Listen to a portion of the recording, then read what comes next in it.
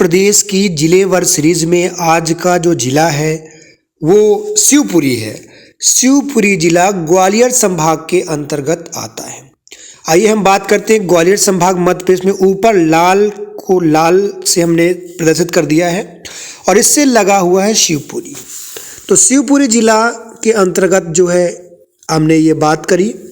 ये देखिए पूरा ग्वालियर संभाग है, इसके ही पास में है ये शिवपुरी। चलिए शिवपुरी के बारे में बात करते हैं अपन। शिवपुरी के सबसे पहले धार्मिक स्थलों के बारे में बात करते हैं। तो धार्मिक स्थल में सबसे महत्वपूर्ण जो है चिंताहरण मंदिर है, तो ये जरूर याद रख लें। फिर इसके बाद अन्य जो हम धार्मिक स्थल है उसके बारे में बात करें तो बाणगंगा धाम, महेश्वर धाम, शिव मंदिर, चिंताहरण मंदिर, बाकड़े हनुमान मंदिर, राजेश्वरी मंदिर, सिद्धेश्वर शिव मंदिर, मनसापूर्ण हनुमान मंदिर, धाय महादेव मंदिर, बिल्लौजी जगदीश्वर महादेव मंदिर, इसका सिरसौद करेला और जामा मस्जिद। ये थे शिवपुरी के महत्वपूर्ण धार्मिक स्थल। इसमें सबसे महत्वपूर्ण आप चिंताहरण मंदिर याद रखें जो बहुत जरूरी है, और बाकड़े हनुमान मंदिर झांसी रोड शिवपुरी पर है। इसके बाद हम बात करते हैं कि शिवपुरी में पर्यटन के दृष्टिकोण से क्या महत्वपूर्ण हो सकता है। जब हम यहाँ घूमने जाएं तो कहाँ पर जाएं। तो सबसे पहले मैं आपको बताता हूँ कि शिवपुरी में जब भी बारिश होती है तो वहाँ पर जो दृश्य होता है वो देखने लायक होता है। तो बारिश के समय जाने लायक है यहाँ पर। उसके बाद सैलानियों के लिए मध्य प्रदेश टूरिज्म जो डिपार्टमेंट है, पर्यटन विभाग, उसने टूरिस्ट विलेज की स्थापना की, एक गाँव बसा दिया है जो वहाँ पर रह सकते हो। और सबसे महत्वपूर्ण है यहाँ का भदैया कुंड।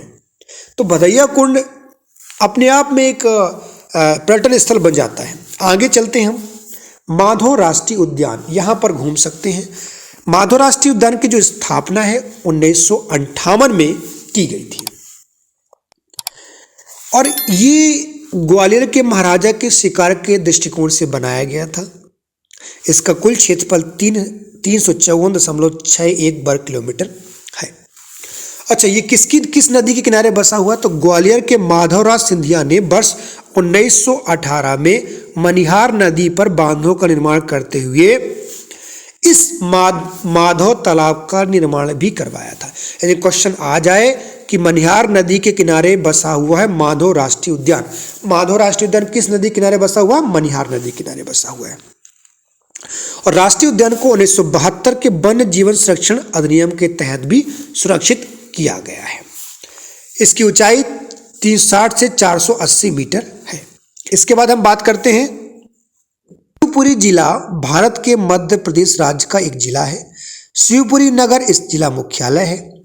शिवपुरी जिला अपने आप में ऐतिहासिक महत्व रखता है। शिवपुरी जिले में नरवर का किला काली सिंध के पूर्व में है, यानी काली सिंध नदी है तो नरवर का किला है जो शिवपुरी से करीब 42 किलोमीटर दूरी पर है। नरवर का जो किला है मध्यकालीन युग है। इसके बाद हम बात करते हैं संख्या सागर और माधव सागर झीलों को सन 1918 में मनेर नदी पर बनाया गया था, जो कि शिवपुरी माधव राष्ट्रीय उद्यान को जैव विविधता में मदद दे सके, बायोडाइवर्सिटी में इसको मदद दे सके। कर्नल GS ढिल्लो शिवपुरी जिला एक प्रसिद्ध व्यक्ति थे। वह 5 नवंबर 1945 पर शिवपुरी के ऐतिहासिक परीक्षण के लिए उत्तरदायी माना जाता है। आगे देखते हैं। माधव नेशनल पार्क के अंदर एक उच्चतम बिंदु पर यानी ऊपरी शिखर पर ऊंचाई पर जॉर्ज कैसल खड़ा हुआ। ये देखिए, ये जो महल है जॉर्ज कैसल के नाम से जानते हैं। तो जॉर्ज कैसल महल कहाँ है?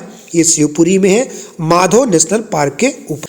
1911 में ग्वालियर के तत्कालीन शासक जीवाजी राव सिंधिया द्वारा इंग्लैंड के किंग जॉर्ज पंचम के एक रात के ठहराव के लिए बनाया था। यानी ये देखिए, एक दिन के लिए रुकने के लिए जॉर्ज पंचम महल का जो है निर्माण करवाया गया था। सॉरी, मैं कहना चाहूँगा ये जॉर्ज कैसल नाम बनाया गया था जॉर्ज पंचम के रुकने के लिए।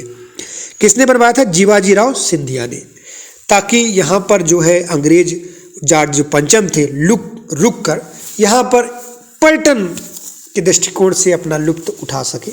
तो ये बहुत महत्वपूर्ण है। तो पहला क्वेश्चन इसमें बन सकता है कि जॉर्ज कैसल जो भवन है वो कहाँ पर है? तो माधव नेशनल पार्क के अंदर बनाया गया है। इसकी ऊंचाई 484 मीटर है और इसको किसने बनवाया था? तो जीवाजी राव सिंधिया ने इसको बनवाया था। किसके आगमन पर बनवाया था? जॉर्ज पंचम के आगमन पर बनवाया, इसलिए नाम इसका जॉर्ज कैसल रखा गया। आगे हम बात करते हैं तात्या टोपे को हमेशा एक बहादुर सिपाही के रूप में याद किया जाता है। उनकी याद में एओला और शिवपुरी में स्मारक का निर्माण करवाया गया है। तो तात्या टोपे भोपाल में जो है तात्या टोपे स्टेडियम भी बनाया गया है।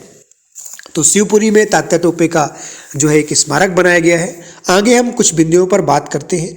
ये सबसे महत्वपूर्ण बात है। ये देखिए यहाँ पर करेरा अभ्यारण्य है जो कि पक्षियों के दृष्टिकोण से, सोन चिड़ैया के दृष्टिकोण से बहुत ही महत्वपूर्ण है। इसकी स्थापना 1981 में की गई है। यहाँ पर सोन चिड़िया को इसलिए कहते हैं कि इसके जो पंख होते हैं सोने की तरह जो है दिखाई देते हैं, इसलिए इस अभ्यारण्य का उद्यान का दर्जा दिया गया है। और ये करेरा तहसील में स्थित है, इसलिए करेरा अभ्यारण्य के नाम से जानते हैं। इस अभ्यारण्य में लिप्टिस के पेड़, आम के पेड़ और बेरी आदि के पेड़ भी बहुतायत के रूप में पाए जाते हैं। अन्य कुछ देखते हैं, अन्य क्या मेले वेले कुछ हो सकते हैं यहाँ पर, तो वो देखेंगे। पीर बुधान का मेला लगता है। तो शिव को पीर के नाम से याद रख सकते हैं, उन्होंने दर्द का जो है एक प्याला पिया था। तो पीर बुधान का जो मेला है शिवपुरी में लगता है। लगभग 250 से भी अधिक वर्षों वाला पुराना यह शिव का मेला है। मुस्लिम संत पीर बुधान की कब्र के पास आयोजित किया जाता है। कब लगता है ये मेला? ये क्वेश्चन आता है अक्सर कि मेला का आयोजन कब होता है। 90% पहले क्वेश्चन कैसे आते थे कि मेला कहाँ लगता है। ये मेला जो लगता है अगस्त और सितंबर के महीनों में लगता है। फिर देखते हैं हम, शिवपुरी जिला क्षेत्रफल की दृष्टि से मध्य प्रदेश का दूसरा सबसे बड़ा जिला है। अच्छा, तो पहला जिला कौन सा है ये बताइएगा। क्या जबलपुर है? तो मैं क्वेश्चन मार्क यहाँ लगाता हूँ, आपको पता करना है। मध्य प्रदेश का प्रथम पर्यटन नगरी के नाम से जानते हैं। शिवपुरी में ग्वालियर के सिंधिया वंश की समर कैपिटल थी। गर्मियों में यहाँ पर जाते थे, मतलब गर्मियों में ये कैपिटल हो जाया करती थी इस तरह से। शिवपुरी जिले का नरवर एक महाभारत कालीन नगर है। राजा नल और रानी दमयंती की प्रेम कथा यहाँ पर जो है बताई गई है। राजा नल के नाम से नरवर जो है बनाया गया है। तो राजा नल और रानी दमयंती की जो प्रेम कथा थी वो यहाँ पर प्रदर्शित होती है। राजा नल ने यहाँ पर नरवर के किले का निर्माण भी करवाया था। शिवपुरी में कुल कितनी तहसीलें हैं? 8 तहसीलें हैं जो ग्वालियर के अंतर्गत आती हैं। शिवपुरी का लोकसभा निर्वाचन क्षेत्र गुना है। गुना अपने आप में प्रसिद्ध है। यहाँ की प्रमुख नदियों में पार्वती है, सिंध है, कूनो और बेतवा है जो जिले से गुजरती हैं। तो 4 नदियाँ कुल मिला के शिवपुरी से गुजरती है। शिव के साथ पार्वती है, आप ऐसा याद रख सकते हैं इसको। सिंध है, कूनो है और बेतवा नदी है। तो इस प्रकार से जो ये नदियाँ हैं किससे गुजरती हैं? वो शिवपुरी से। तो शिवपुरी जिले से 4 नदियाँ जो है गुजरती है। कौन कौन सी हैं? पार्वती, सिंध, कूनो और बेतवा। चलिए आगे हम कुछ बात करते हैं क्या हो सकता है आगे महत्वपूर्ण, कि और 8वां जो पॉइंट हो सकता है वो हमारा क्या हो सकता है। तो आगे देखते हैं अपन। उद्योग के दृष्टिकोण से मध्य प्रदेश का कत्था कारखाना यहीं पर है। शिवपुरी में माधव राष्ट्रीय उद्यान है जो राष्ट्रीय राजमार्ग 3 पर स्थित है। माधव राष्ट्रीय उद्यान में जॉर्ज कैसल भवन एवं शंख सागर झील बनी हुई है। तात्या टोपी को यहीं फांसी दी गई थी। तात्या टोपी स्मारक यहीं पर है। संख्या राजा सिंधिया की छतरी भी यहीं पर है। छतरी का निर्माण किसने करवाया था? ग्वालियर नरेश श्री माधव महाराज ने अपनी माता की स्मृति में इस छतरी का निर्माण कराया था। माता और पुत्र की छतरियां भी आमने सामने बनाई गई हैं।